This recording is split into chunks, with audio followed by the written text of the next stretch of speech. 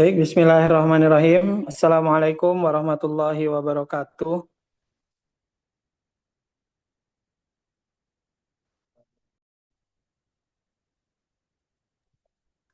Alhamdulillah rabbil alamin. Assalatu wassalamu ala asyrafil anbiya'i wal mursalin.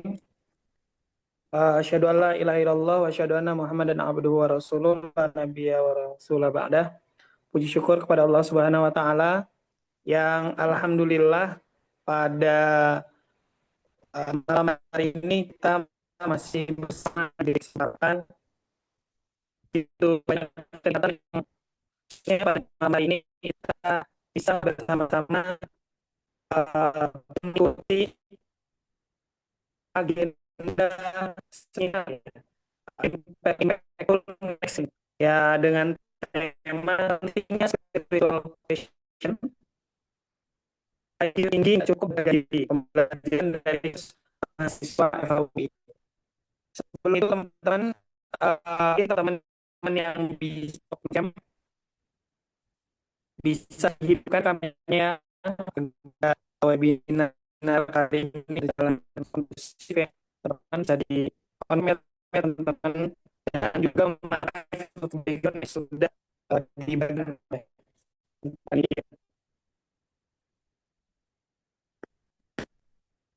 Oke, baik. Mohon izin sebentar pembukaan jaringan.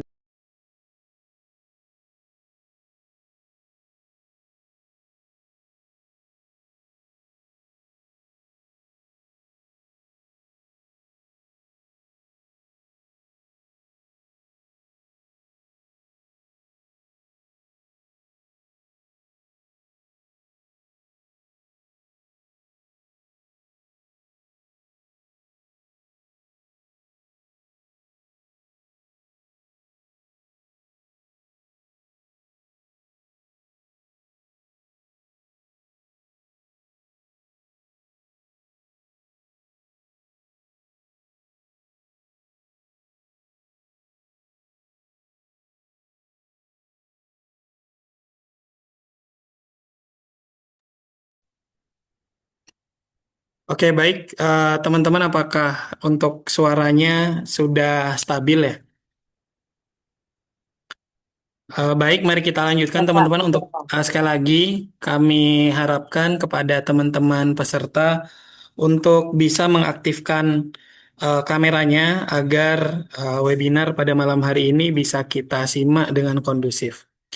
Baiklah, marilah kita mulai webinar kita pada malam hari ini eh, dengan bersama-sama melafazkan basmalah. Bismillahirrahmanirrahim. Selanjutnya kita akan masuk kepada eh, langsung mungkin ya pemateri webinar kita pada malam hari ini. Ada Mas Fatih, sepertinya sudah bergabung bersama teman-teman di sini. Saya dikasih akses share screen dong, Mas. Oh, nggih, siap.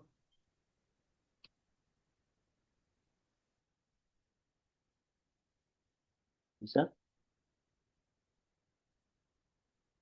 Kalau sudah nanti saya dikabari ya. Saya tak share screen sendiri. Bismillahirrahmanirrahim. Assalamualaikum warahmatullahi wabarakatuh. Alhamdulillah, alhamdulillahilladzi ahyana ba'dama amatana wa ilaihin nusyur. Asyhadu an la ilaha illallah, asyhadu anna Muhammadan abduhu wa rasuluh. Rabbi israh li sadri wa yassir li amri wahlul 'uqdatam min lisani yafqahu qawli. Tahiyatul Islam, tahiyatul jam'iyah. Alhamdulillah, ikhwatul rahimakumullah, pada malam hari ini kita bisa melaksanakan webinar yang insya Allah akan membedah secara konstruktif tentang bagaimana kemudian peran SQ dibandingkan dengan IQ dan kecerdasan majemuk yang lain. Tapi sebelum kita mulai agenda kita pada malam hari ini, mari kita bersama-sama membaca doa. Bismillahirrahmanirrahim. Raditu billahi rabba wa bil islami dina wa bi Muhammadin nabiyya wa rasulah. Rabbi zidni ilma warzuqni fahma. Alhamdulillah, ikhwatal iman rahimakumullah. Syukur kehadirat Allah Subhanahu wa taala atas rahmat, nikmat dan hidayah dari beliau. Allah memberikan kita kemudahan untuk bisa hadir pada malam hari ini dengan suasana dan kondisi yang mungkin berbeda-beda di masing-masing wilayah, masing-masing tempat, masing-masing. Karena tanpa atas nikmat atau tanpa kemudahan yang Allah berikan, mustahil kita kemudian bisa merasakan nikmatnya iman, kemudian bisa merasakan kemudahan-kemudahan untuk bisa hadir di majelis-majelis ilmu, sebab Allah Subhanahu wa taala sudah menjanjikan kepada kita, dan kalau yang berjanji itu Allah Subhanahu wa taala, levelnya itu berbeda dengan janji yang diberikan oleh hambanya. Apa yang Allah janjikan, man salaka tariqan yaltamisu fihi ilman sahalallahu lahu bihi tariqan ilal jannah. Maka barang siapa yang menempuh jalan untuk menuntut ilmu, apapun jalannya, entah dia berjalan kaki sungguhan, naik kendaraan, mobil, motor, go ride, grab bike, dan sebagainya, ataupun menempuh jalan untuk membuka laptopnya, membuka gadgetnya, mengeluarkan kuotanya, untuk mendengarkan pengajian, untuk mengikuti momen belajar bersama, sallallahu alaihi wasallam, maka Allah akan mudahkan baginya jalan-jalan surga. Semoga Allah berikan kita kerendahan hati, keterbukaan pola pikir, dan kemudahan dalam menyerap materi-materi yang baik, sebab apa? Allah sudah menggaransi mereka yang akan masuk ke surganya itu adalah orang-orang yang diberikan kemudahan dalam memahami agama. Mayyuridillahu khairan yufaqihu fiddin. Maka barang siapa yang Allah kehendaki baginya kebaikan, maka Allah berikan kepadanya pemahaman terhadap agama. Maka beruntunglah kawan-kawan sekalian jika Allah berikan kemudahan untuk hadir di forum-forum seperti ini, dan semoga Allah susahkan kita untuk hadir di forum-forum maksiat, di forum-forum yang jauh dari Allah. Ya, alhamdulillah. Puji syukur kehadirat Allah Subhanahu wa taala atas rahmat yang sudah diberikan melalui junjungan kita Nabi Muhammad SAW, sehingga kita bisa merasakan nikmat iman, sehingga kita bisa merasakan hijrah dari zaman kegelapan menuju zaman yang terang benderang. Dulu mungkin Rasulullah belajar melalui rumah Al-Arqam bin Abil Alqam dengan sembunyi-sembunyi. Dulu pula kita ketika zaman reformasi, dakwah itu sembunyi-sembunyi. Karena kalau terang-terangan, wah, rawan ditangkap oleh rezim pemerintah. Alhamdulillah pasca reformasi kita mudah sekali mengadakan kegiatan, mengadakan pengajian di tempat terbuka sekalipun, mudah sekali. Alhamdulillah, Allah berikan nikmat yang luar biasa melalui Muhammad Sallallahu Alaihi Wasallam, pembawa risalah. Maka melalui momen ini semoga Allah ridha dan Allah pertemukan kita di surganya kelak, Jannatul Firdaus, dengan juga bertemu uh, Rasulullah Muhammad Sallallahu Alaihi Wasallam. Amin Allahumma amin. Ikhwatal iman rahimakumullah.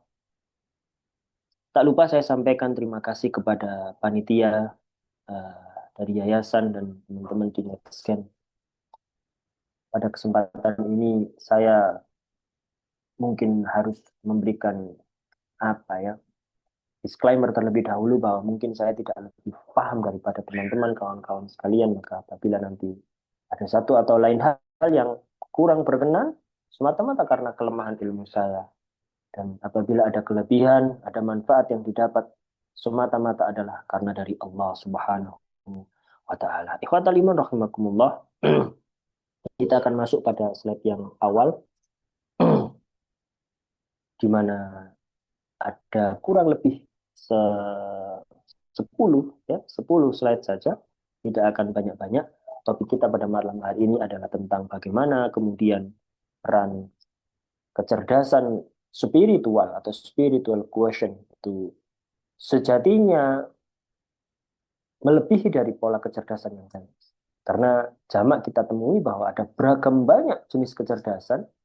Kecerdasan intelektual diukur dengan tes potensi akademik, kecerdasan emosional diukur dengan bagaimana kita sabar menghadapi kehidupan sehari-hari, ataupun kecerdasan advertorial, EQ, yang mungkin cara mengukurnya adalah dengan bagaimana seseorang itu bisa bertahan di tengah ujian.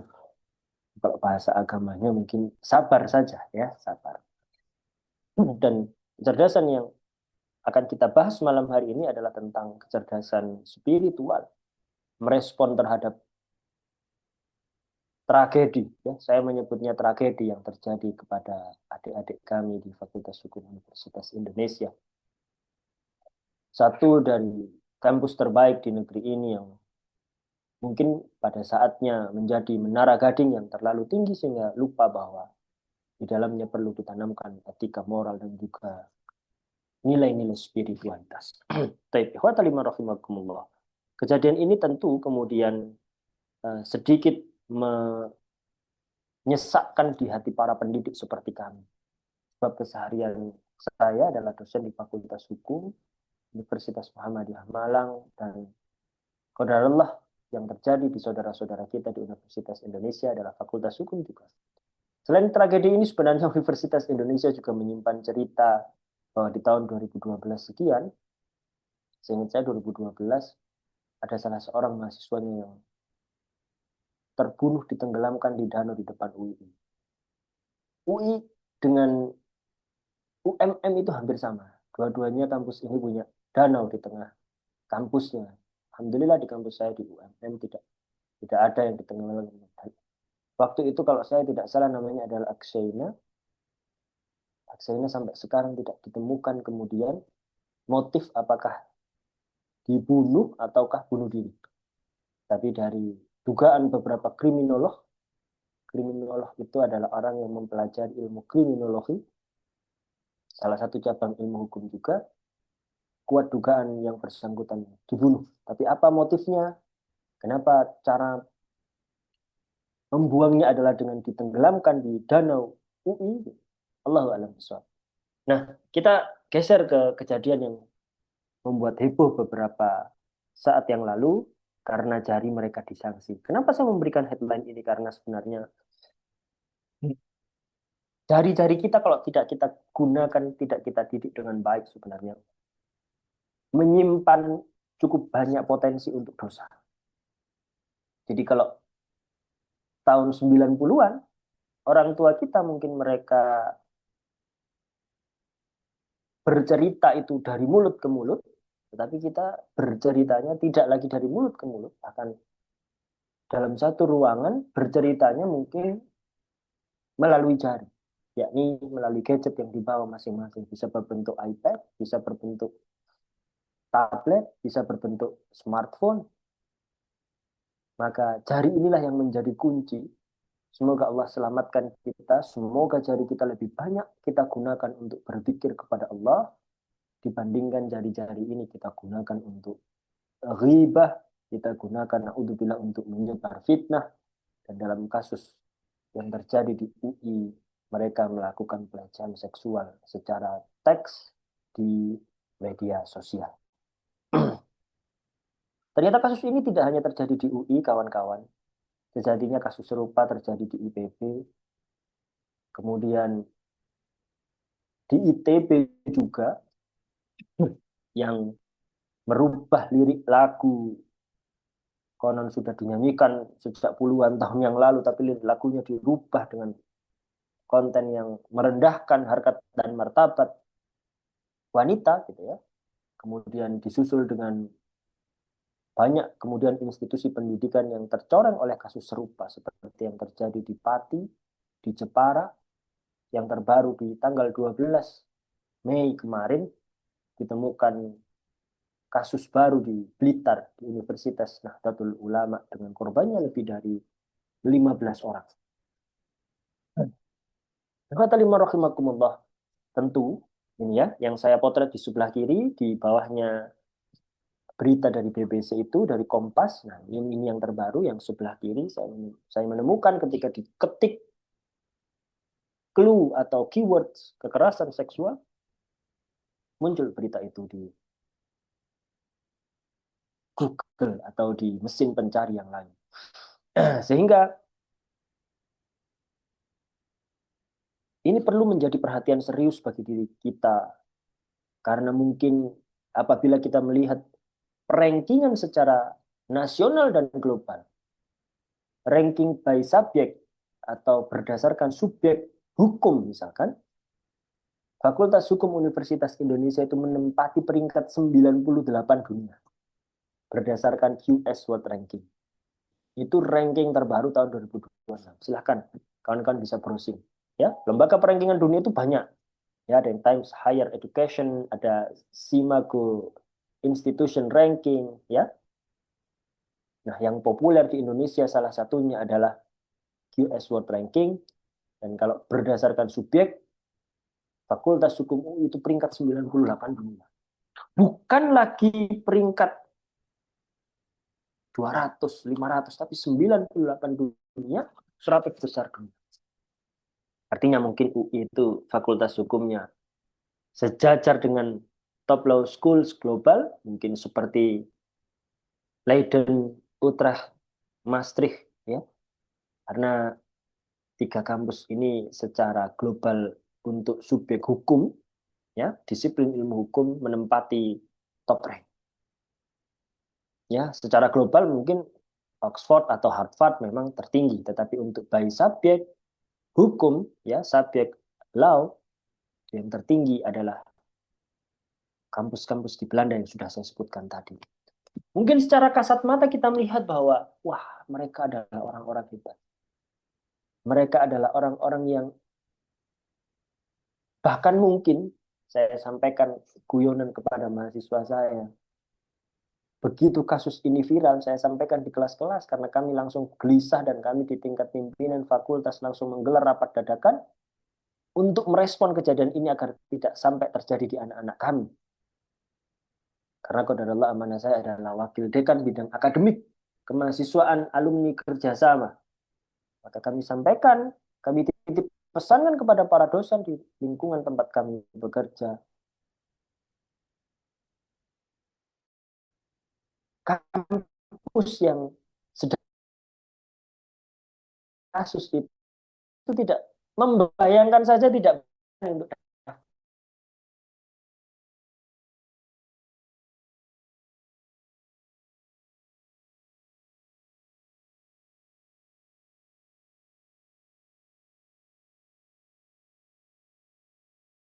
dunia itu selain Fakultas Hukum UI kalau di Indonesia ya belum ada. Dan gap di bawahnya itu cukup jauh. Ya, silakan dicek berdasarkan QS World Ranking by subject, gap di bawahnya itu jauh, ratusan. Maka hal ini menjadi peringatan yang secara kasat mata terlihat baik, hebat, itu belum tentu baik. Untuk bilang balik. Semoga Allah lindungi kita dari terlihat mulia di mata manusia tetapi hina di mata Allah Ta'ala. Semoga kita, Allah lindungi kita. Ya, sehingga kita tidak tertipu dengan tampilan orang yang besar karena jubah kehormatannya, orang yang kelihatan alim karena jenggotnya, kopiahnya, tanda hitam di jidatnya. Ya, semoga kita lindungi dari soleh secara outfit, ya. Tapi Allah berikan kita kesolehan, kebaikan yang kafah, yang menyeluruh, tidak hanya berdasarkan outfit, tetapi juga hatinya, tutur katanya, serta akhlak dan tindak tanduknya menjadi uswah dan qudwah bagi semuanya. Sebab apa? Memang di dalam Al-Quran, di Quran surat Al-Baqarah, Allah sudah menyampaikan, mewanti-wanti kepada kita para manusia, bisa jadi sesuatu itu baik menurut kita, padahal menurut Allah itu tidak baik. Tetapi bisa jadi sesuatu itu buruk menurut kita manusia maknanya, tetapi menurut Allah itu baik. Dan Allah itu sesungguhnya maha mengetahui kita ini sangat lemah. Kita ini tidak tahu apa-apa. Ya, maka Allah berikan predikat orang-orang yang tergelincir, orang-orang yang tersesat. Maknanya apa? Mereka sejatinya kalau seandainya Allah turunkan hidayah, kul inna hudallahi huwal huda, tidak ada satu zat pun yang berhak memberikan hidayah, termasuk Rasulullah pun nggak bisa. Tidak dicontohkan. Paman Rasulullah tidak bisa masuk Islam sampai akhir hayat. Maka siapa yang berhak memberikan hidayah? Allah. Maka seandainya mereka dalam kondisi tergelincir, lalu Allah esok harinya memberikan hidayah, kembali ke jalan agama Allah, dinas surat al-mustaqim, kembali ke jalan yang lurus, maka fa insya Allah. Allah itu maha pengampun, maha penerima taubat. Beda dengan manusia yang Mungkin sekali dua kali disakiti, bapernya, marahnya berbulan-bulan, bertahun tahun. Secara fisik ketawa saja, senyum saja, tetapi qadar Allah bisa jadi naudzubillah secara hati masih belum bisa menerima. Baik, ikhwatal iman rahimakumullah. Kita lanjutkan. Faktanya, saya menulis di harian Kompas sekitar sebulan yang lalu, kalau saya tidak salah terbit di tanggal 15 April 2025, ini Mei ya. Saya menulis tentang inflasi kompetensi lulusan perguruan tinggi. Tetapi ketika saya menulis ini, standarnya di media massa itu jauh, antrinya lama, agak lama. Kurang lebih 1 bulan. Sehingga kalau dikatakan, wah ini meniru frasa yang digunakan oleh Seskap tadi, inflasi pengamat. Oh bukan. Ya, saya sudah mulai menulis tentang adanya inflasi nilai sejak tahun 2024. Di Kompas juga. Saat itu saya merespon komentar yang ditulis juga di harian Kompas oleh Direktur BRI University. Jadi kampusnya Bank Rakyat Indonesia. Beliau direktur ini memprotes tentang kenapa sekarang kampus berlomba-lomba memberikan nilai A, tetapi standarnya sebenarnya B, bahkan di bawahnya. Mereka IP-nya tinggi, hampir 4, tetapi kompetensinya tidak mampu. Maka di 2024 pula saya menulis bahwa inflasi nilai disebabkan oleh kebijakan pemerintah karena ekuivalensi. Nah, faktanya kita tidak bisa menutup mata bahwa kampus-kampus besar itu secara hitam di atas putih mungkin mereka lulus dengan KHS yang memuaskan, IPK-nya tinggi, tetapi kita tidak bisa mengukur standar moral yang terjadi. Peraturannya sudah ada, undang-undang anti TPKS, ya, undang-undang yang melindungi tidak adanya pencegahan, penghapusan tindakan kekerasan seksual dalam bentuk verbal maupun non-verbal, itu sudah ada. Termasuk, yang ini saya tahu betul bawahnya, termasuk Satgas PPKS. Setiap kampus menjadi mandatori atau sebuah kewajiban kampus untuk membentuk unit khusus mencegah kekerasan seksual, baik verbal maupun non-verbal, termasuk sexual harassment. Ya, dulu dibiarkan saja. Misalkan ada kemudian antar teman menggoda, gitu ya, catcalling ya, kita menyebutnya catcalling, diteriaki dengan kata-kata yang tidak senonoh, sekarang bisa dipidana. Ya, kampus tidak akan membiarkan, kalau kita melihat terminologi yang lazim digunakan adalah rape culture, budaya memperkosa. Ya, ketika kita membiarkan ada selorohan-selorohan yang tidak lazim terjadi, maka itu berarti kampus itu membiarkan budaya rape culture, budaya memperkosa.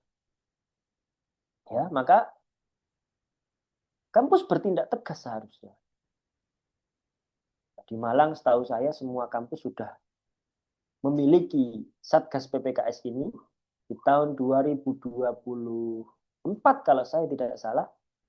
Saya mewakili UMM institusi saya hadir di Jember waktu itu.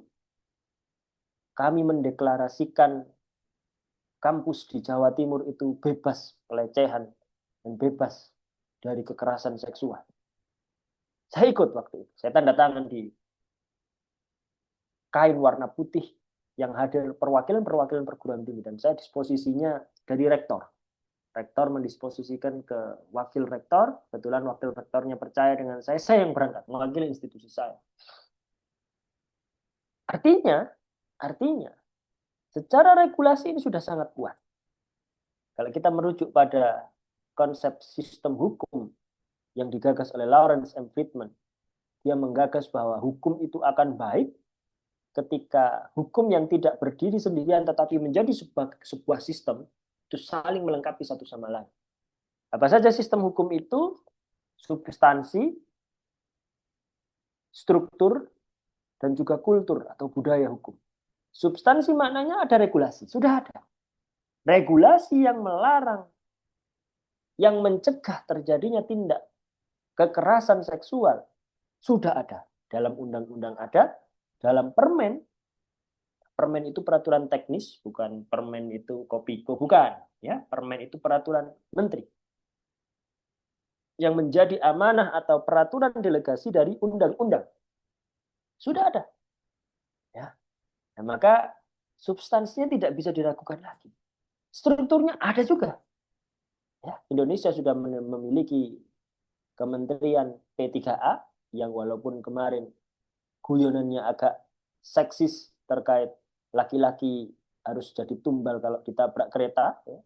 Sampai saya tulis itu ya. 2 hari yang lalu terbit di harian Malang Posto Media di lokal. Laki-laki bukan tumbal. Ya, kebanyakan nonton Spiderman ya Bu Menteri ini karena di Spiderman itu kan siapa aktornya Spiderman itu kan berdiri di depan kereta menahan laju kereta agar tidak jatuh. Menteri kok kebanyakan nonton Spiderman, lucu juga. Ya. Satgas PPKS-nya sudah ada, substansi hukumnya sudah ada, hanya yang sedang kita perangi adalah kultur atau budaya hukumnya. Apa maknanya? Kita tidak bisa kemudian menyalahkan kalau seandainya masih ada kegiatan-kegiatan atau catcalling yang tadi saya sampaikan, guyonan-guyonan yang ke arah seksual. Kalau tidak ada yang berani speak up, kalau kita masih membiarkan dan menjadikan itu sebagai normalisasi, saya berusaha untuk melarang kalau di tempat saya, ini bukan berkaitan dengan kekerasan atau pelecehan seksual ya, tetapi ketika saya gelisah ada laki-laki atau perempuan yang tidak sesuai fitrah. Saya sampaikan di kelas karena ini otorisasi dan kewajiban saya. Tugas kita sebagai manusia ini kan hanya menyeru. Da'a yada'u. Soal hidayah, soal dia berubah atau tidak, itu urusan Allah. Bukan urusan kita. Maka saya menyeru di kelas, saudara mahasiswa yang merasa punya teman yang memiliki bias gender. Tidak jelas nih. Laki-laki tapi ngondek. Laki-laki tapi suka pakai lipstick. Laki-laki tapi suka pakai outfitnya perempuan. Tetapi itu semakin diglorifikasi, semakin didukung sama teman-temannya. Begitu ulang tahun malah dibelikan bedak, begitu ulang tahun malah dibelikan lipstick baru, padahal dia laki-laki. Atau sebaliknya, perempuan tetapi maskulin, bukan feminin. Nah, saya ingatkan kepada mahasiswa di kelas-kelas saya, tolong kejadian seperti ini jangan dinormalisasi. Kalau dia laki-laki ngondek, saya agak keras juga kalau cerita itu ya. Didik secara militer, jotosi. Biar apa? Biar berubah. Fitrahnya laki-laki. Ya. Sebab Al-Quran itu jelas. Kapan menyebut laki-laki, kapan menyebut perempuan. Tidak ada kemudian dibolak-balik. Tidak ada kemudian, wah ini untuk yang setengah laki-laki, hukum untuk setengah laki-laki. Tidak bisa. Ya, garis-garis batasnya jelas. Maka kalau kita kiaskan ini dengan kes yang sama, kita tidak akan kemudian berubah menjadi benar-benar baik ketika masih kita normalisasi perbuatan-perbuatan yang tidak normal. Maka kita harus speak up, maka kita harus berani. Intimidasi pasti akan ada. Nyinyir pasti akan ada. Orang yang baru hijrah, meninggalkan dunia gelap, minadz-dzulumati ilan nur, habis gelap terbitlah terang, seperti yang baru kita peringati dari Raden Ajeng Kartini tanggal 21 April kemarin, yang meninggalkan gerbong kegelapan menuju jalan cahaya, rata-rata dicibir. Dibilang soalin, kenapa lo berubah, kenapa lo tiba-tiba ke masjid. Tetapi, berbahagialah, Allah, kawan-kawan sekalian, Allah memberikan jaminan berupa surga. Dan Allah meminta kita kalau kita ingin segera ke surga, Maka bahasanya Allah di Quran surat Al-Imran itu wasari'u ila maghfirah. Sari, harrik, segera, fi'il amr. Ya, Allah perintahkan kita untuk segera. Ya, ini jadi guidance bagi kawan-kawan sekalian ikhwatal iman rahimakumullah, saudara-saudara yang dilindungi oleh Allah, berada dalam naungan Allah Subhanahu wa taala. Kita nggak bisa santai-santai. Apa mananya? Begitu terdengar azan kita segera salat. Kecuali ada udzur syar'i, ya. Apa udzur syar'i ketika dengar azan? Satu, sudah terhidang makanan di meja. Ya, kalau sudah terhidang makanan di meja, apalagi yang menghidangkan orang tua kita, gitu ya, mungkin baru mateng atau apa, dan makan dulu untuk menyenangkan. Ya, yang kedua, kita punya hajat. Hajat apa? Buang air besar, buang air kecil. Maka kita buang air dulu. Setelah itu kita wudhu, kita taharah, kita kemudian ke masjid memenuhi panggilan. Wasari, maka bersegera. Nggak bisa kita kebaikan-kebaikan itu kita santai-santai. Nggak, saya low profile, saya tak di belakang saja kalau pengajian. Nggak bisa. Kaidahnya apa? Wasari ila maghfirah. Kaidahnya kita harus segera, cepat-cepat. Ya. Nah, kalau lewat Zoom seperti ini, Kota Liman kan tidak ada yang duduk paling depan, ya. Ya, semua bebas duduk di tempatnya masing-masing. Tetapi apa? Allah insya Allah mencatat siapa yang datang duluan tadi. Siapa yang datang sebelum jamnya, siapa yang... Pahalanya tentu beda. Pahalanya insya Allah beda. Jadi jangan khawatir. Allah itu maha adil. Allah itu detail semua aturan. Detail semua catatan. Ya, tidak seperti kita yang kadang lupa mencatat materi dari dosen, mencatat materi dari guru, mencatat nasihat dari orang tua sering lupa, tetapi Allah Subhanahu wa taala alaihissallahu bi ahkamil hakim. Quran surat At-Tin ayat 6, bukankah Allah hakim yang seadil-adil? Ya, taliman rahimakumullah. Dari fakta ini, kemudian saya ceritakan di dalam Islam. Apa Islam bercerita melalui Quran surat An-Nur ayat 19. Apa itu di Quran surat An-Nur? Innallaha yuhibbul dan seterusnya. Sesungguhnya innalladzina yuhibbu dan seterusnya itu sesungguhnya ada orang-orang yang menyukai untuk menyebarkan fitnah yang keji di antara orang-orang yang beriman. Ini ngeri ya. Sudah dipotret oleh Allah Subhanahu wa taala sejak 1400 tahun yang lalu, artinya sejak Al-Qur'an diturunkan, yang mungkin kita Allahu alam di alam mana gitu kan. Allah sudah memotret ternyata akan ada sekelompok orang yang menyukai menyebarkan berita-berita fitnah, menyebarkan berita-berita hoax di kalangan orang-orang yang beriman. Sehingga orang-orang beriman itu ragu. Sehingga orang-orang Islam itu ragu. Yang benar yang mana? Dan ketahuilah, mereka akan diazab oleh Allah di dunia wal akhirah. Azabnya tidak hanya di dunia, tetapi juga di akhirat. Ini lebih ngeri. Kenapa? Karena satu hari di akhirat seperti ribuan hari di dunia. Di dunia wal akhirah. Wallahu ya'lamu wa antum la ta'lamun. Maknanya apa? Kita tidak tahu ukuran seharinya di akhirat itu nanti disiksa seperti apa. Balasan terhadap orang-orang yang menyebarkan berita bohong, menyebarkan fitnah di tengah orang-orang yang beriman, di tengah orang-orang Islam. Apa mananya? Ketika kita tahu bahwa adik-adik para mahasiswa UI itu, mereka melakukan ghibah yang menjurus pada pelecehan seksual,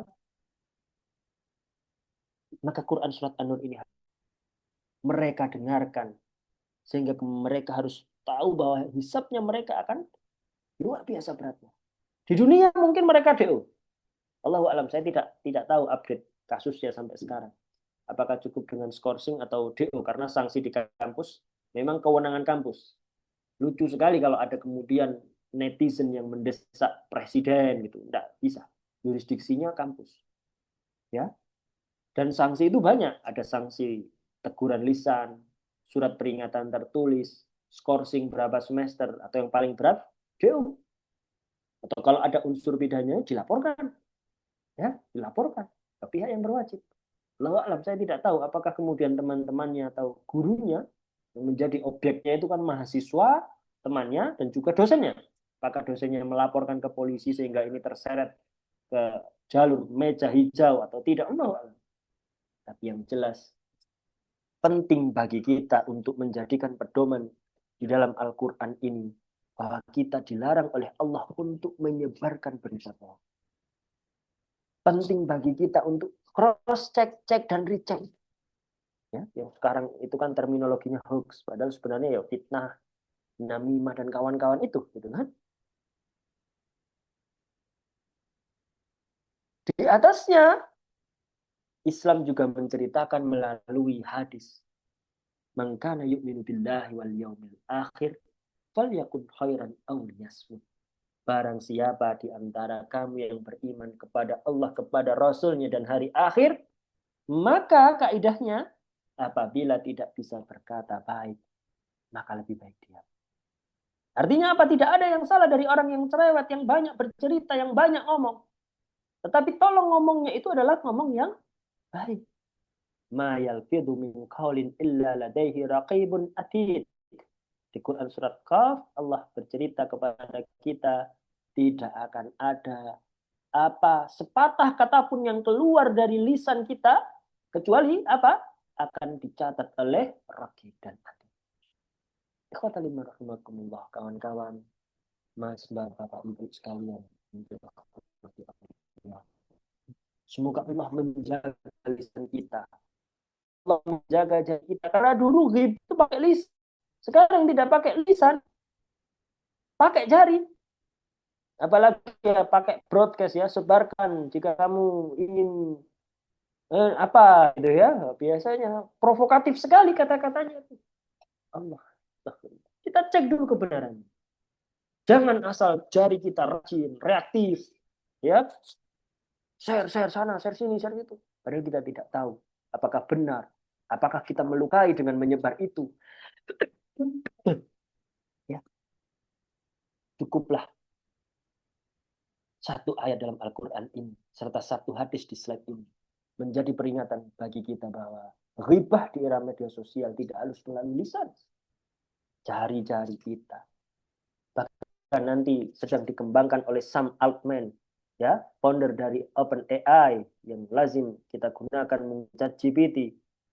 Beliau sedang berkolaborasi dengan beberapa provider, salah satunya Tim Cook di Alphabet, ya, Mac dan kawan-kawan akan membuat smartphone tanpa ada fisiknya. Ya, jadi kita tidak akan lagi kemudian menggunakan kelihatan HP-nya itu tidak, ya, tetapi langsung dikontrol oleh jari atau dikontrol oleh apa ya? Top pikiran. Ya, pikiran. Sudah ada AI yang mengontrol kursor tanpa harus menunjuk. Jadi ke depan yang akan pensiun selain HP fisik itu juga mouse, ya. Mouse itu sudah hilang. Sudah ada kemudian kursor yang bisa bergerak sendiri tanpa perlu mouse, ya. Nah, artinya kalau sekarang, kalau sebelumnya lisan, kemudian jari, ke depan pikiran. Ya, malah maka betul sekali ketika Allah menyampaikan di Quran surat Al-Isra, wala taqfu ma laisa laka bihi ilmun. Jangan menyampaikan sesuatu yang kita tidak punya ilmu tentang. Inna sam'a wal basara wal fuada kullu ulaika kana anhu mas'ula.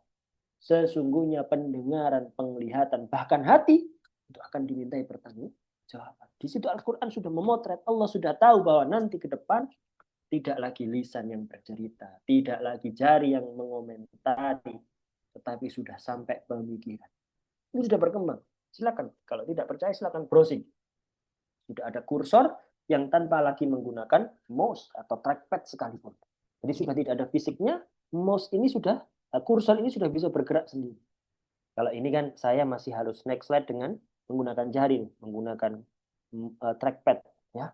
Tapi ini nanti ke depan sudah tidak. Nah, maka bagaimana kemudian merespon keadaan seperti ini? Lisan yang nanti akan dihisap, jari yang akan dihisap, maka bisa jadi solusi yang akan kita pecahkan bermula dari permasalahan ini. Masalahnya adalah kita seringkali menjadikan ilmu pengetahuan itu sebagai Tuhan yang kita agung-agungkan. Ya, kenapa foto di kanan itu kok seolah-olah saya narsis atau alay? Ini sebagai pengingat. Sebagai pengingat bagi saya dan bagi para hadirin sekalian. Bahwa di barat sana, banyak orang-orang yang sudah meninggalkan agamanya itu sendiri. Bagi kita yang masuk ke kampus, ke perguruan tinggi, apa yang diharapkan dari seorang mahasiswa selain lulus? Dan target lulusnya kalau berdasarkan Permendikti Saintek nomor 39 tahun 2025, kok tahu Pak? Ya, saya wakil dekan bidang akademik harus menguasai peraturan undang-undang yang berkaitan dengan akademik. Bagaimana nasib mahasiswa saya kalau saya sendiri tidak tahu gitu kan? Malah takfu malah Dikti Saintek 39 tahun 2025 itu disebutkan untuk bisa lulus anak-anak S1 minimal 144 S. Apa banyak kemudian negara hanya dalam 2 SKS saja. Dari 144. Coba dibikin. Apakah ada 1%? Tidak. Apakah kemudian 144 itu memenuhi standar untuk kemudian, wah ini harus banyak dekadensi moral.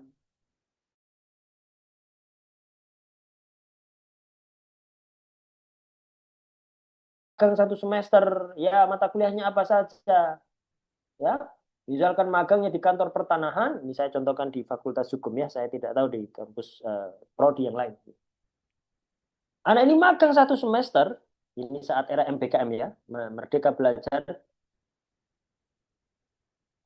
kurikulum Merdeka, Merdeka Belajar. Saat mereka magang di kantor pertanahan selama 1 semester, mereka harus meninggalkan bangku perkuliahan yang itu SKS-nya antara 18 sampai 24. Mereka belajar tentang tanah, tetapi itu diekuivalensi misalkan minimal saja ya, saya sebut 18 SKS. Pada 18 SKS itu ada keahlian di luar tentang tanah itu. Tapi dianggap tahu. Bayangkan betapa bahayanya apabila yang diekuivalensi termasuk adalah pendidikan agama. Sudah cuma 2 SKS, tetapi mereka diekuivalensi dengan magang merdeka. Sehingga apa? Saya kalau ngomong ke mahasiswa, kebetulan kalau di kampus kami, di UMM itu, kami tidak ada pendidikan agama Islam, tapi namanya AIK, Al-Islam dan Kemuhammadiyahan. Non-Muslim pun masuk. Ya, non-Muslim pun masuk. Tetapi setiap semester kita beri 1 SKS. Maknanya apa? Setiap semester mereka mendapatkan siraman rohani. Setiap semester mereka masih ingat bahwa ada pondasi namanya agama. Beda sekali di kampus-kampus yang lain. Ya kalau di UIN mungkin malah wajib ke asrama, mungkin bagus juga. Tapi bagaimana dengan kalau di Malang, di UB, UM, Polinema, ya kampus-kampus negeri itu, yang mereka mengikuti Permendikti Saintek yang ya SKS-nya untuk pendidikan agama ya 2 SKS saja. Itu pun diberikan di semester awal.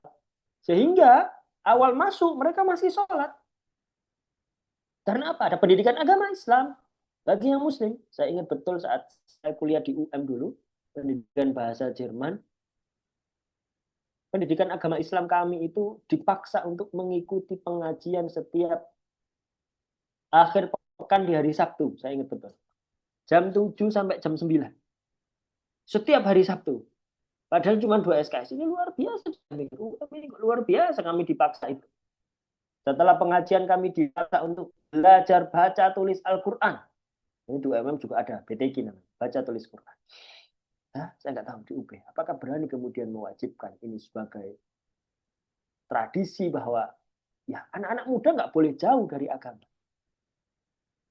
Ya, kenapa foto ini saya jadikan pengingat? Karena foto ini saya ambil saat saya sedang mengikuti penjelajahan di sesi bebas di Estonia tahun 2023 silam, seingat saya. Ya.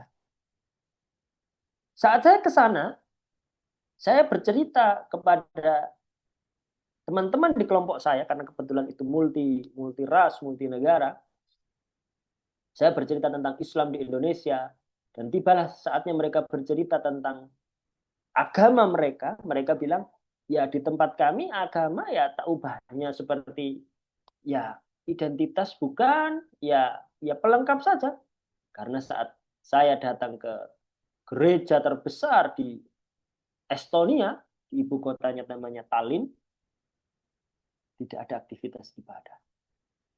Di dalam gereja mereka berjualan souvenir. Saya kaget juga. Wow. Lantas di mana mereka belajar agama? Kemudian saya tanya, loh siapa Tuhanmu? Tuhan kami ilmu pengetahuan. Ini real. Ya, saya tidak mengada-ada tentang cerita ini. Saya tanya, terus di mana kamu beribadah? Ya, dimanapun ketika kami bisa menemukan ilmu pengetahuan, maka disitulah tempat ibadah kami. Bisa di lab, bisa di hutan. Mereka cerita seperti itu. Stop. Kaget. Saya kaget, tapi seandainya mereka kemudian sampai berpikir pada titik seperti yang Allah ceritakan dalam Quran surat Ali Imran, ya. Inna fi khalqis samawati wal ardi wa ikhtilafil laili wan nahar la ayatin liulil albab. Sesungguhnya dalam penciptaan langit dan bumi, pergantian antara siang dan malam,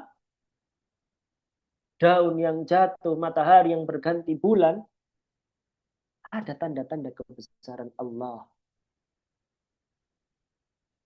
Ya, ya mari kita doakan semoga forum ini menjadikan Allah memberikan hidayah kepada saudara-saudara kita yang ada di sana.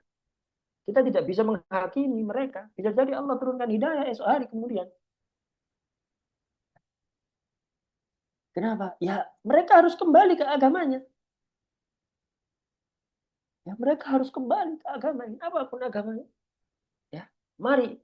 Bisa tidak forum ini kemudian notulensi kuncinya nanti memberikan rekomendasi kalau ini terdiri dari siswa di beberapa kampus misalkan, coba beri rekomendasi ke rektornya, tolong ditambah itu mata kuliah tentang pendidikan agama, agama apapun, ya saya tidak harus kemudian memaksa untuk agama Islam, mau ada non Islam misalnya, dipaksa itu untuk kemudian mereka agar tidak lupa. Kenapa kok pendidikan agama, yang saya tahu pendidikan agama Islam ya, kalau di UB itu karena saya alumni UB juga, saya di UM sempat kuliah tapi nggak sampai lulus. Kenapa diberikan di awal? Apakah kemudian mahasiswa itu harus sholat di awal saja, kemudian di akhir mereka dilepaskan? Ya, apakah dengan skripsi mereka malah ingat Tuhan? Bisa jadi malah enggak.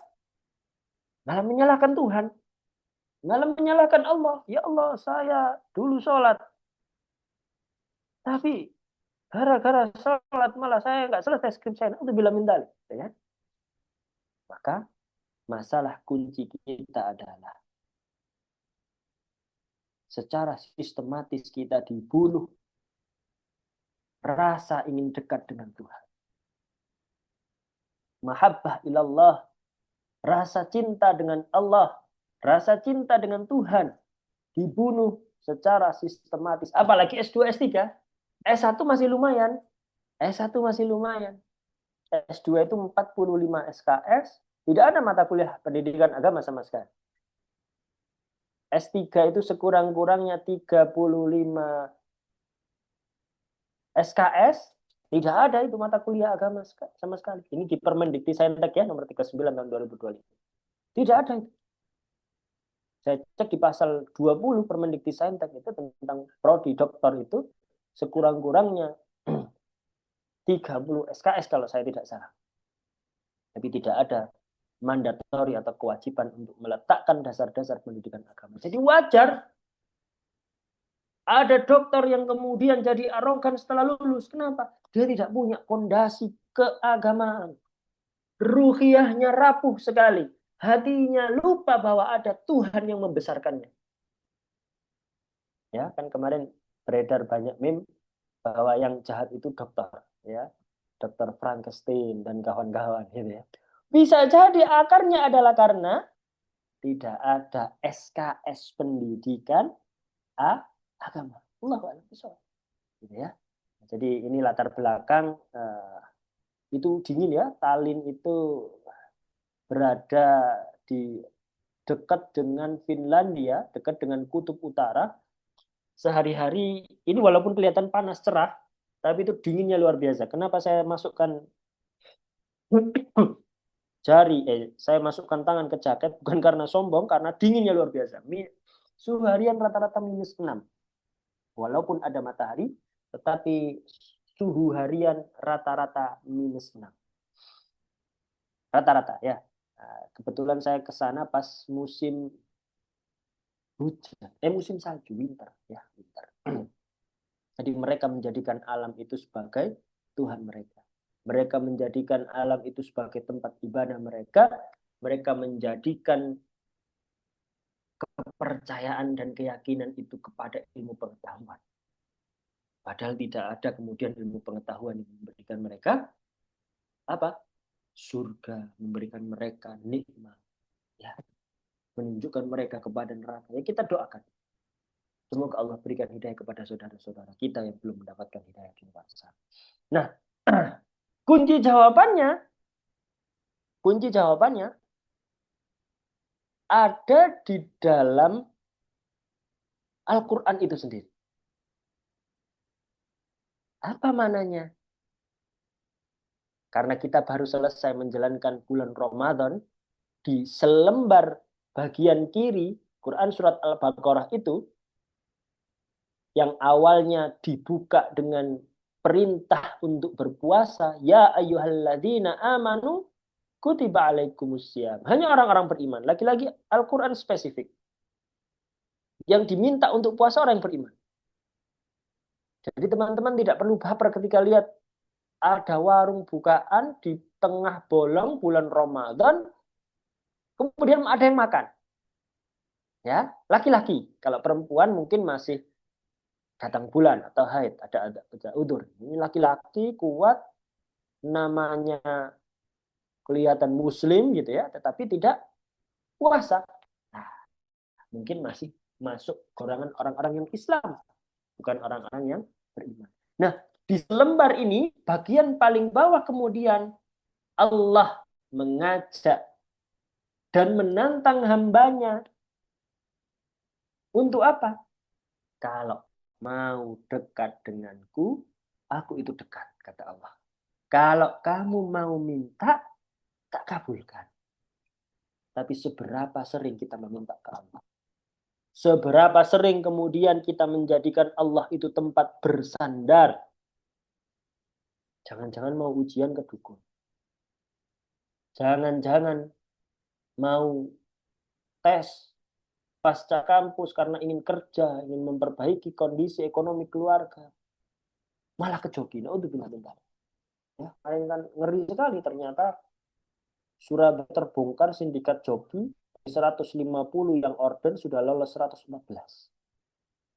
Dan sudah ada yang lulus dan sudah berprofesi sebagai dokter. Rata-rata dokter. Itu bayangkan. Kalau dia masuknya dengan cara yang zalim seperti itu, lalu lulus berprofesi mendapatkan gaji, gajinya dimakan untuk anak, istri, dapat posisi, dapat jabatan, yang ada bukan kemuliaan. Namun apa? Na'udzubillah min dzalik. Nanti semuanya akan dihisab. Kalau dengan cara yang curang, rezekinya tidak barokah, umurnya tidak barokah. Maka kunci jawabannya adalah di tengah kegersangan, ketiadaan, menuhankan ilmu pengetahuan, keterbatasan sumber karena SKS yang ada di kampus-kampus cuma 2 SKS. Saya tidak tahu apakah sekarang S1 itu untuk pendidikan agama jadi 5 SKS. Saya rasa tidak. Saya rasa tetap 2 SKS. Ya. Loh Pak, kok di UMM berani seperti itu? Ini rekayasa sosial. Bagian dari ikhtiar kami untuk membekali lulusan-lulusan kami itu. Setidaknya kami pernah berusaha. Lepas kalau mereka lulus, sekali lagi ya, urusan hidup, urusan Allah. Yang penting kita sudah ada ikhtiar. Ya, oh, lulus ada yang jadi dai. Lulus S1 ada yang jadi tentara, tetapi tentara jalur hafid 30 juz. Ada. Gitu ya. Maka jawabannya adalah kita harus kembali ke dalam ajaran Allah. Melalui apa? Itu tadi. Wa idza sa'alaka ibadi fa inni qarib. Apabila hambaku bertanya kepadaku, maka jawablah aku itu dekat. Qarib. Karib, sahabat karib, teman dekat, bestie. Udah enak sekali kalau bestinya itu Allah. Udah enak sekali itu. Mau ngapa-ngapain, aman. Orang bestinya Allah. Ya, ujibu da'wat ad-da'i idza da'an falyastajibu li wal yu'minu. Maka apabila mereka berdoa, akan aku kabulkan doa. Sekarang tinggal kita bertanya pada diri kita. Jangan-jangan kita itu pengennya banyak, tetapi doanya jarang. Cita-citanya luar biasa, ikhtiarnya kurang. Ini masalahnya di sini ternyata. Sudah di kampus tidak dapat SKS yang memadai tentang pendidikan agama, di dalam diri juga tidak ada keinginan untuk berubah, untuk menjadi lebih baik, untuk merubah jari-jari ini yang awalnya nyinyir, yang awalnya isi hoax, menjadi zikir. Ya, karena di awal bagian lembaran yang kiri Al-Baqarah tadi meminta dan menyebut orang-orang yang beriman, maka di bagian bawah tentang doa tadi, saya menyebutnya juga orang yang bisa berdoa hanyalah orang-orang yang beriman. Karena Allah menyebutnya awal itu ya ayyuhalladzina aman tentang perintah puasa. Maka bawahnya kalau kami dalam kaidah ilmu perundang-undangan ini disebut sebagai mutatis mutandis. Menyebut pasal 1 sampai pasal terakhir itu ya satu tarikan nafas. Tidak bisa pasal 1 dibaca sendiri terlepas dari pasal di bawahnya, tidak bisa. Ya, maka kalau ditafsirkan itu di dalam Al-Quran, Allah menyebut orang-orang yang ingin berdoa akan dikabulkan itu orang yang apa? Orang yang beriman. Maka tidak semua orang bisa berdoa.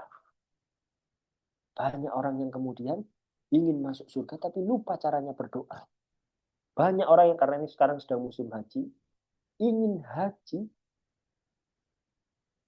tapi lupa caranya bagaimana mereka bisa berhaji. Padahal uang banyak, fisik kuat, tapi untuk mendaftar saja tidak bisa.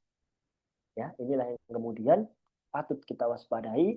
Maka semoga Allah jadikan hati-hati kita ini hati yang terbuka untuk selalu berdoa kepada Allah. Selalu menengadahkan tangan, meminta ampun dulu kaidahnya. Rabbana zalamna anfusana wa illam taghfir lana wa tarhamna lanakunanna minal khasirin. La ilaha illa anta subhanaka inni kuntu minadz dzalimin. Ya Allah, kami ini orang yang zalim. Kami ini hamba yang menganiaya diri kami sendiri, maka ampunilah dosa-dosa kami. Ya, doanya Nabi Adam, doanya Nabi Yunus saat dimakan oleh ikan paus. Ya, maka kita kembali kepada Allah. Maka kita berdoa kepada Allah. Inilah kecerdasan spiritual. Kecerdasan yang kemudian mengangkat kita untuk tidak hanya melandaskan keilmuan itu semata-mata pada pengetahuan. Kalau berdasarkan ajaran agama Islam, dilandaskan pada Iqra. Bismi rabbikal ladzi khalaq. Iqra dalam rangka membaca, dalam rangka belajar ilmu apapun, fisika, kedokteran, teknik sipil, teknik industri, hukum, ekonomi, manajemen, akuntansi, dan kawan-kawan. Apa? Bismi rabbikal ladzi khalaq. Dengan kita menyebut nama Allah yang menciptakan. Dengan kita menyebut nama Tuhan yang telah menjadikan adanya ilmu pengetahuan itu. Allamal insana malam ya'lam.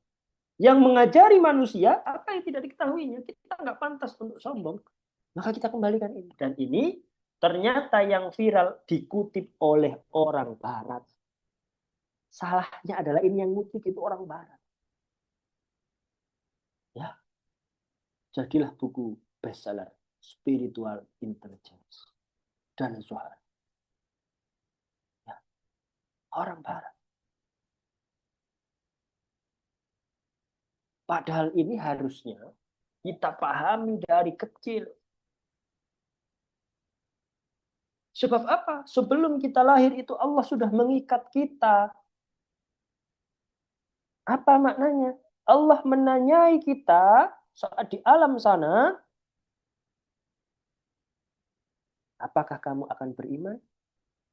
Alastu birabbikum qalu bala syahidna. Ya betul ya Allah.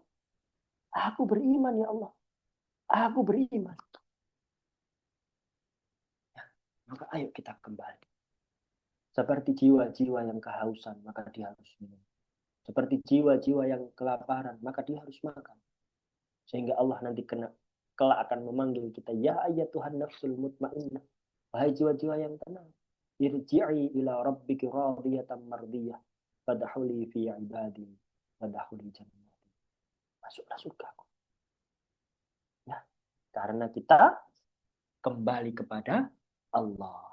Simpulannya adalah ikhwataliman rahimakumullah. Ayo kita bersama-sama seperti yang disampaikan oleh Allah dalam Quran surat Az-Zariyat. Fafirru ilallah.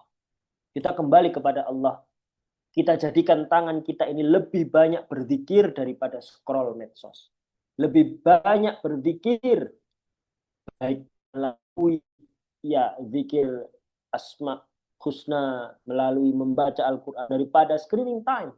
Screen time kita harus kita batasi. Pak, tapi kan saya nggak bawa Quran. Quran saya di HP. Oh iya, oke, nggak masalah. Tapi jangan sampai baca Quran di HP-nya 5 menit, scroll info diskonnya 10 jam. Nah, untuk bilang, ya ada yang seperti itulah. Saya kan jualan di all shop, Pak. Kita kurang. Kita kurang. Sebab apa? Sebab Al-Quran sudah memberikan kita gambaran bahwa surga itu Masya Allah. Nikmatnya luar biasa. Ya, kita gunakan sisa waktu kita ini mati-matian untuk mengejar akhirat seharusnya. Dunia ini bekal saja. Walatan sanasibaka minad dunya. Ya, jangan lupa kita butuh bekal. Sama kayak kita melakukan safar. Kita bawa bekal. Setelah itu kita balik lagi kan. Ya kan? Dan kampung halaman kita itu adalah akhirat. Dunia ini kita lakukan untuk mencari bekal sebanyak. Tidak akan ada orang yang melakukan pelecehan seksual. Baik verbal maupun non-verbal, seandainya mereka paham. Seandainya mereka tahu bahwa mereka sedang dipantau oleh Raqib dan Atid. Seandainya mereka memiliki spiritual yang tinggi, tidak akan ada orang yang korupsi. Termasuk korupsi waktu, tidak berani. Kecuali ada ya. Misalkan tadi saya sampaikan, wah ternyata ini hajat dulu. Jadi tidak bisa diset ya, jam biologisnya orang tua aja tidak bisa diset kemudian. Hingga kalau sudah ada order seperti itu disampaikan izin, entah ketika ada pertemuan, entah ketika ada pengajar, ada kelas dan sebagainya bahwa Allahu a'lam bishawab. Semoga antum singkat pada malam hari ini membuka cakrawala kita bahwa cerdas secara intelektual juga harus dilandasi dengan kecerdasan secara moral. Tidak ada gunanya kita pintar di atas kertas, tapi kita melupakan zat yang maha memberi kepintaran. Semoga kita, hati kita, ilmu kita dari sifat kesombongan, karena tidak akan masuk surga orang yang di dalam hatinya terdapat sebiji darah, sangat kecil sekali, intinya dari atom mungkin ya, sebiji darah itu sifat kesombongan. Allahu a'lam bishawab. Assalamualaikum warahmatullahi wabarakatuh. Waalaikumsalam warahmatullahi wabarakatuh. Terima kasih banyak ya Mas Fatih sudah memaparkan materi yang harapannya bisa menjadi bekal ya bagi kita, bagi teman-teman mahasiswa maupun golongan lain yang ada di mengikuti webinar pada malam hari ini. Dan tadi materi yang disampaikan eh, sudah sangat cukup sekali untuk menjadi bekal ya. Tadi dipaparkan di awal bagaimana kemudian kampus-kampus di Indonesia seperti contohnya ada di FHUI yang terjadi pelecehan secara verbal, walaupun itu mungkin dilakukan melalui chat ya. Ada juga di ITB yang mahasiswanya mengubah lirik lagu menjadi hal-hal yang seksis seperti itu, dan yang terbaru ada di Universitas Nahdlatul Ulama seperti itu. Dan ini menjadi bukti bahwa bagaimana kemudian banyak orang yang mungkin kita lihat secara intelektual IQ-nya ini tinggi, tapi nyatanya mereka adalah orang-orang yang tergelincir seperti itu. Seperti yang tadi sudah dipaparkan oleh Mas Fatih. Daripada hal yang sudah dipaparkan tadi, mungkin di sini ada teman-teman yang ingin mengajukan pertanyaan atau menanggapi mungkin dari materi yang sudah disampaikan oleh pemateri tadi. Monggo bisa langsung raise hand saja teman-teman seperti itu.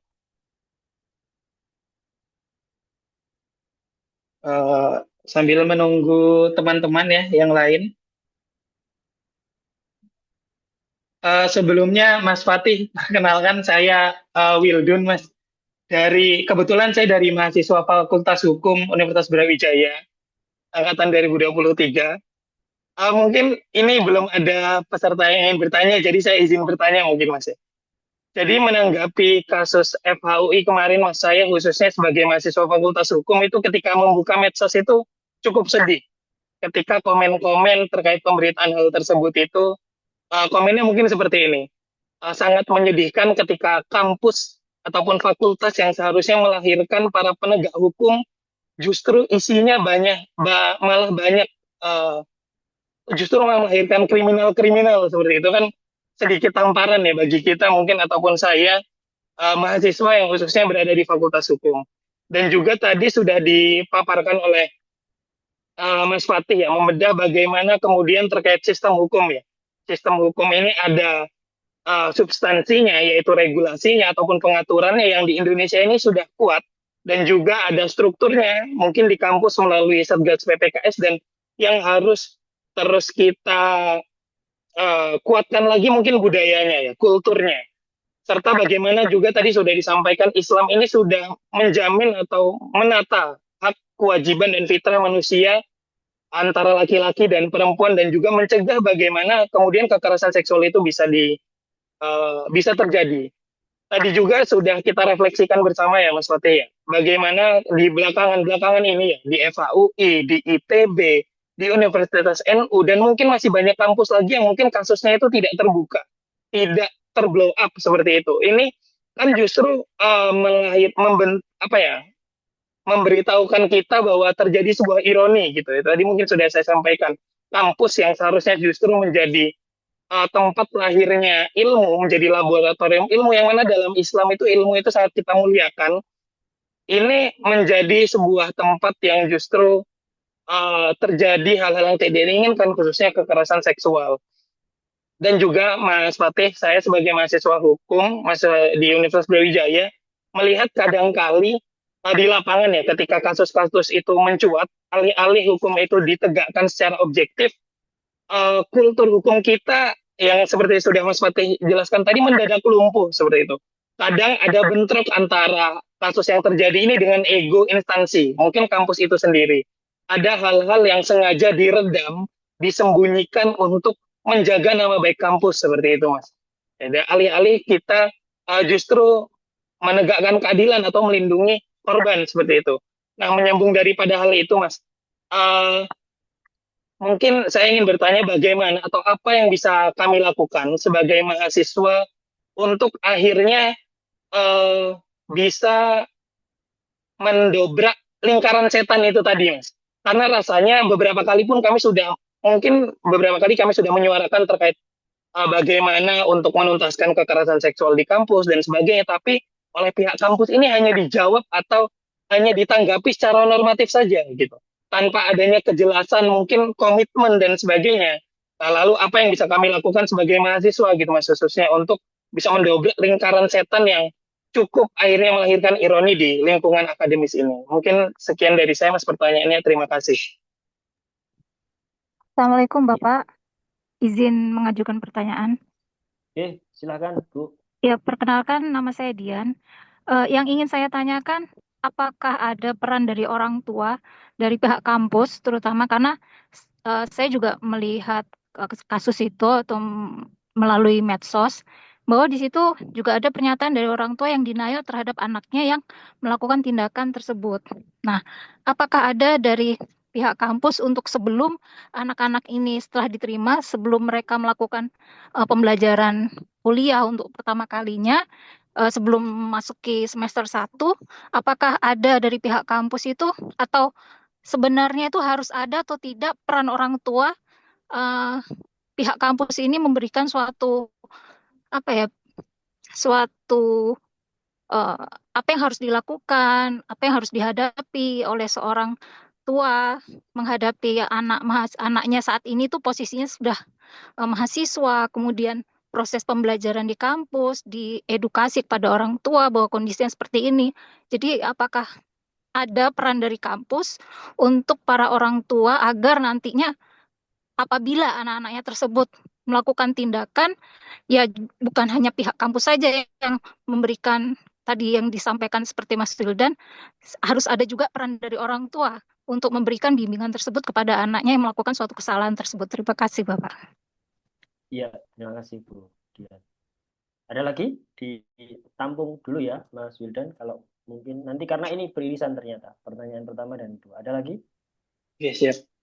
Monggo teman-teman, apakah ada lagi yang ingin bertanya? Mungkin bisa langsung raise hand atau langsung on-mic saja seperti itu. Kalau tidak ada, saya jelaskan eh, dasar-dasar dan garis demarkasinya. Baik, saya menyambung pertanyaan dari Mas Wildan dan juga Bu Dian. Bu Dian ini mahasiswa saya S2, luar biasa menyempatkan waktu di tengah kesibukan beliau di long weekend lagi ya untuk hadir seperti ini, karena setiap saya ada agenda yang menurut saya ini impactful untuk mahasiswa saya selalu share, baik mahasiswa S1, S2 maupun S3.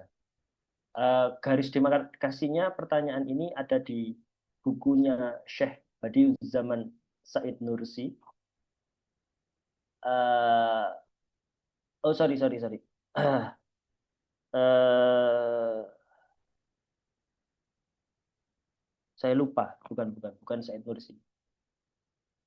Buku ini bercerita tentang kompleksitas bagaimana sebuah kultur pendidikan itu, karena tadi terkait kultur ya, kultur pendidikan itu dibangun atas sistem yang tidak hanya peran tunggal saja, tetapi itu jamak perannya. Siapa unsur atau elemen-elemen stakeholder yang nanti bertanggung jawab dalam konteks pendidikan ini? Ada 3, sama tadi kayak kalau Lawrence and Friedman itu tentang sistem hukum, 3 juga. Nah ini, sorry, saya ingat bukunya. Bukunya judulnya Ta'limul Muta'allim. Nah, penulisnya yang saya lupa ya. Di Ta'limul Muta'allim, kaidah bagi seorang pembelajar, sistem pendidikan itu akan sukses ketika melibatkan 3 stakeholder ini. Yang pertama, guru. Kalau kita jawab dengan konteks kekinian, karena segmennya adalah mahasiswa, jenjang S1, S2, S3, maka dosen dan institusi kampusnya yang akan menjadikan pendidikan itu sukses. Yang kedua, muridnya ternyata. murid. Jadi murid ini harus juga punya tanggung jawab, apalagi kalau kita lihat di tingkat perguruan tinggi, maha sudah namanya. Mahasiswa. Tidak ada ceritanya istilah mahadosen, yang ada mahasiswa. Mahasiswa itu sudah berani bertanggung jawab atas apa yang dilakukannya. Jadi dia tidak perlu lagi sebenarnya diingatkan untuk kapan waktunya sholat, kapan waktunya bimbingan kalau skripsian, gitu ya. Tidak perlu lagi sebenarnya, karena gelarnya sudah mahasiswa. Dan yang terakhir, tadi kan saya sudah menyebut dua, guru, murid. Yang terakhir ternyata, ini relate dengan pertanyaannya Budian, yang terakhir adalah ayah, orang tua. Di kitab Ta'limul Muta'allim, tidak disebut frasa orang tua, tetapi abun, bapaknya. Saya mencoba mencari syarahnya dari Ta'limul Muta'allim ini. Karena kebetulan saya dulu ngaji juga Ta'limul Muta'allim ini, tetapi ya cuma dijelaskan secara umum gitu saja. Bahwa piramida sukses pendidikan itu ya 3 ini. Tapi di situ saya menemukan kemudian makna bahwa orang tua itu juga harus hadir untuk menopang kesuksesan anaknya. Kenapa ayah? Karena ayah itu qawi. Ya, di Quran surat Al-Qasas ayat 26 itu suami itu disebut sebagai qawiyun amin, yang kokoh, yang bertanggung jawab, memiliki jiwa leadership yang amanah. Jadi baiknya sebuah keluarga, istrinya baik, anaknya baik, itu kalau qawinya, bapaknya baik. Maka inspirasi dari pertanyaan Budian, apa kemudian perlu dibuat strategi yang saling berkesinambungan? Saya rasa penting sekali. Penting kemudian sebenarnya untuk mungkin Kemendikbudristek ya, untuk menyusun buku saku panduan bagi orang tua. Jadi best practice saja. Gimana sih orang tua sekarang harus memantau anaknya, yang rata-rata kan mereka hijrah dari rumahnya, rata-rata anaknya disekolahkan, orang tuanya di Jakarta, anaknya di Malang, orang tuanya di Surabaya, anaknya di Makassar, karena keterima SNBT-nya di Unhas Pak. Nah, misalkan seperti itu kan. Pemerintah perlu memberikan best practice dalam bentuk buku saku, guidance book untuk gimana sih jadi orang tua. Alhamdulillah kalau di tempat kami, Bu, di UMM itu kami memberikan forum melalui WhatsApp grup interaktif. Saya termasuk masuk di dalamnya. Dan ternyata dari situ saya memahami tidak semua orang tua siap anaknya kuliah dan jauh dari rumahnya. Sebab apa? Sebab mereka masih, mohon maaf, menanyakan hal-hal yang sederhana, misalkan, anak saya UTS-nya kapan? Anak saya sekarang kira-kira ngapain ya kok tidak bisa dihubungi? Ini menunjukkan ketidaksiapan itu. Dan dalam konteks inilah kemudian negara perlu hadir, kampus perlu hadir. Alhamdulillah kalau bisa kita jawab di grup itu, saya nggak tahu apakah di kampus lain ada seperti ini. Kalau di Fakultas Hukum Universitas Muhammadiyah Malang, kami ada WhatsApp grup dengan orang tua, dengan mahasiswanya juga ada. Tapi kita pisah. Jadi nggak satu grup karena nggak cukup. Ya, dengan orang tua wali, struktural ada, wakil dekan ada, kaprodi ada. Ya, sehingga engage itu. Tanya. Informasi kadang tidak hanya kami yang menjawab, tapi orang tua yang lain yang menjawab. Misalkan kami sedang sibuk atau apa, kemudian di real time ada orang tua lain yang menjawab, yang tahu misalkan kira-kira anak saya liburan UTS kapan ya? Gitu. Biasanya kan paling banyak libur. Mungkin mengharapkan anaknya pulang. Sehingga ini penting. Lantas bagaimana sikap, kalau pertanyaan Mas Wildan tadi, mahasiswa sekarang itu gimana? Nah, mereka harus lebih banyak belajar dulu. Belajar buku-buku tentang keilmuan, belajar tentang adab, ta'limul muta'allim itu. Saya nggak tahu apakah Mas Wildan sudah selesai khatam atau belum ta'limul muta'allim. Kemudian hadis arba'in, hadis 40 itu. Kenapa? Karena tanpa didasari ilmu, lagi-lagi ya, kita merujuk pada tadi yang sudah saya sampaikan di Quran surat Al-Isra, tidak boleh kita menyampaikan yang tidak ada ilmunya. 1000 kali pun kita demo di rektorat, di dekanat, kalau kita tidak punya data, Kalau kita tidak punya ilmu tentang itu, nggak akan didengar. Jawabannya akan normal. Kita punya ilmunya, kita selesai dengan diri kita sendiri, kita advokasi.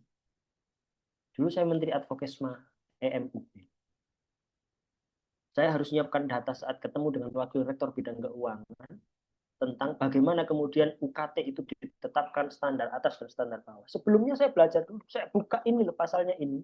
Cara merumuskan UKT dari BUPTN itu ini. Jadi itu masuk akal. Ya. Kalau sudah ada ilmunya, maka tinggal kita beralih pada slogan no viral, no justice. Kita mainkan algoritma, kalau tidak ada aksi langsung, tidak kenal media, ya sudah aksi Pak, kami sudah aksi di Bundaran UB, kami sudah aksi di Jalan Veteran, tapi tidak ada media yang meliput, percuma. No viral, no justice. Tidak viral, tidak ada keadilan. Tetapi ketika itu viral, jadi masalah di Malang minimal, di Malang Raya viral, maka orang akan pay attention, akan membayar untuk menyaksikan ada masalah apa sih ini. Saya sepakat dengan cara dakwahnya Ustadz Rifki Ja'far Talib. Beliau memerangi algoritma yang sedang tren, misalkan, ada maksiat yang sedang viral, misalkan, di counter. Diserang dengan algoritma yang baik-baik. Jarang sekali ada ustadz yang kemudian, para asatid yang fokus di bidang ini. Karena lebih nyaman kemudian dakwah di masjidnya masing-masing. Padahal dakwah itu tidak harus di masjid. Ya, jadi harus ada ilmunya dulu. Sudah baca apa saja. Jangan-jangan isi otak kita, mohon maaf, kosong, tetapi mulut kita sudah bercerita kemana-mana. Ya, ini masalah generasi muda sekarang. Males baca, pengennya langsung pintar. Begitu ada masalah, meledak-ledak. Bukan responsif, tetapi reaktif. Langsung meledak-ledak. Wah, gini. Tidak tahu adab, tidak tahu etika, minus nir empati, sehingga piramida yang tadi saya sebutkan di ta'limul muta'alim, ya, tidak tercukupi.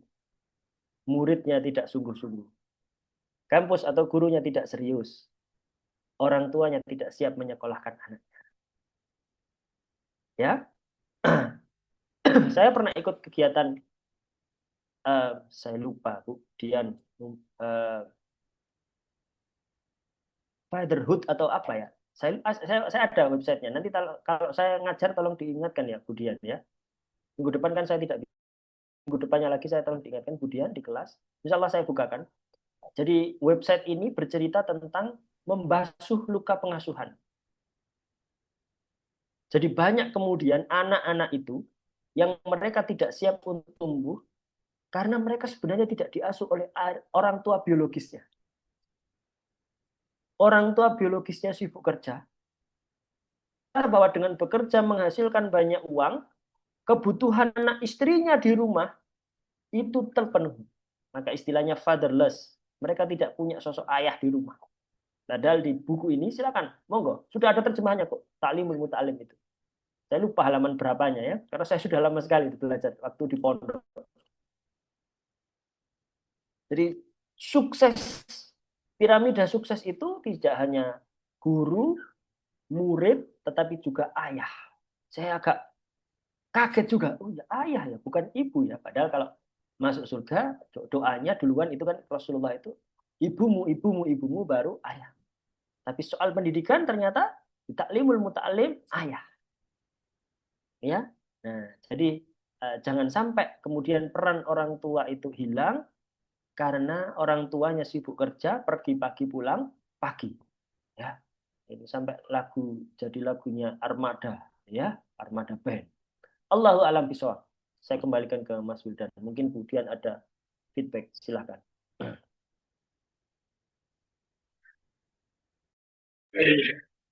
Baik, terima kasih Mas Fatih atas jawaban atas pertanyaannya. Untuk Bu Dian, apakah ada feedback mungkin terkait jawaban dari Mas Fatih.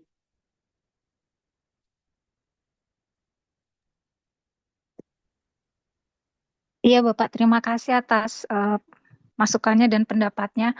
Memang sangat dibutuhkan sekali untuk peran universitas sebenarnya, atau mungkin nanti akan dibikin seharusnya sih sebaiknya memang pihak universitas membuat suatu kebijakan apabila nanti anaknya mahasiswanya itu diterima di kampus tersebut, seharusnya memang ada pihak kampus atau pihak universitas memberikan suatu seperti eh, apa ya, ya seperti yang tadi saya sampaikan itu.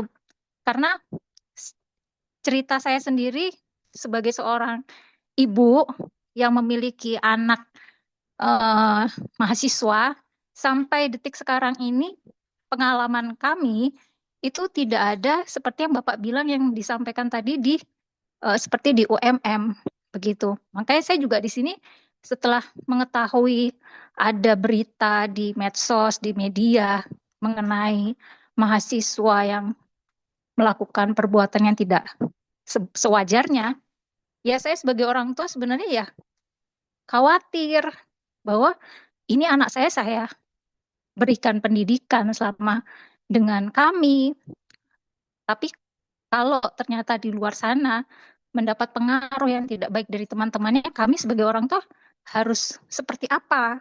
Karena dari pihak universitas atau pihak kampus pun tidak membuka seperti yang tadi Bapak bilang tadi di UMN ada apa ya WA group atau ada informasi tentang kegiatan kampus di situ apabila nanti ada orang tua yang bertanya, pihak kampus di sana ikut menjelaskan. Begitu sebenarnya. Memang harusnya dibikin suatu kebijakan atau peraturan tersendiri dari pihak kampus atau universitas begitu ya Pak ya. Iya, saya dukung Bu. Anaknya kuliah di mana Bu? Mungkin saya nanti bisa sounding lah kalau di Unhas. Bukan, di mana? UNER. Di Fakultas Hukum di UNER Bapak. Oh, di UNER ya. Wah, nanti saya Siap. bisa kasih dekannya, Prof. Hadi Subhan. Ya. Iya. Nggih. Ya, kebetulan saya Iya S2-nya kan Bapak, dari terima UNER, Bu. kasih. Ya, nanti ya Iya. memang harusnya orang hukum dan Prof. Hadi ini guru saya, Bu. Beliau sekarang jadi dekan Fakultas Hukum UNER. Dulu direktur kemahasiswaannya UNER. Saat saya S2, beliau direktur kemahasiswaan di UNER. Bukan wakil rektor ya, tapi direktur bidang kemahasiswaan. Orangnya baik. Nah, nanti insya Allah masukan Ibu, atau mungkin nanti saya kasih nomor beliau ke Ibu juga tidak apa-apa. Iya, betul. Butuh sekali untuk forum Terima seperti itu. kasih. Atau mungkin menurut saya malah parenting ya, Bu ya. Jadi dipertemukan, ada mungkin momen satu semester sekali lah forum orang tua wali. Ya, orang tua atau wali mempertemukan jajaran struktural dan juga orang tua. Kalau memang tidak bisa luring ya daring Zoom seperti ini kan enak ya.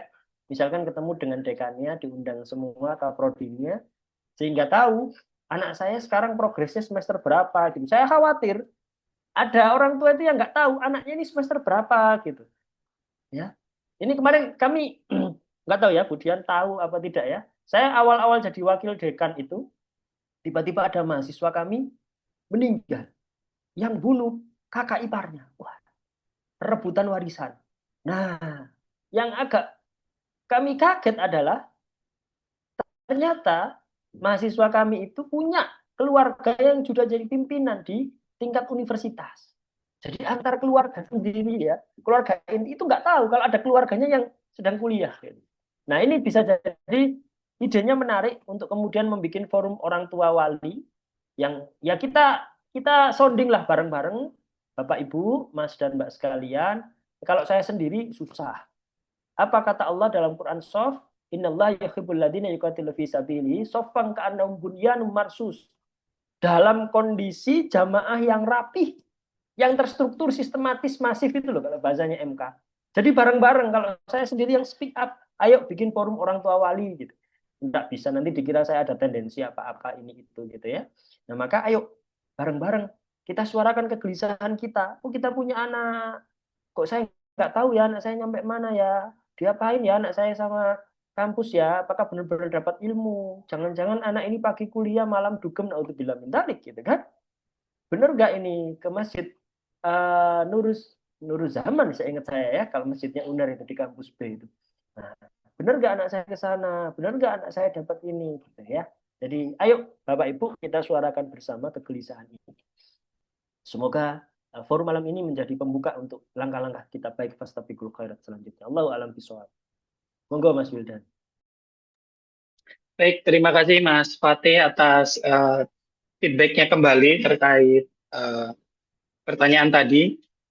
Untuk Mas Fatih diharapkan bisa stay di Zoom meeting dulu ya untuk kita bersama-sama teman-teman peserta monggo untuk mengaktifkan kameranya untuk kita mengambil dokumentasi seperti itu. Monggo teman-teman peserta bisa mengaktifkan kameranya.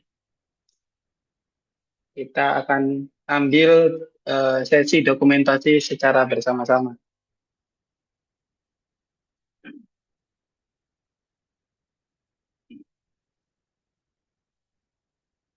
Baik, teman-teman yang lain, apakah ada yang ya kita tunggu ya sebentar lagi.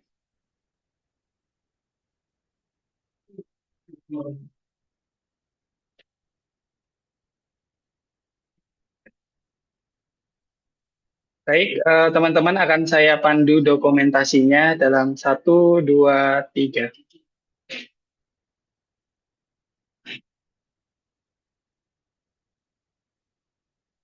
Oke, sekali lagi teman-teman. 1, 2, 3. Oke, baik. Terima kasih teman-teman. Terima kasih Mas Fatih atas materi yang sudah disampaikan dan juga tanggapan atas pertanyaan-pertanyaan tadi.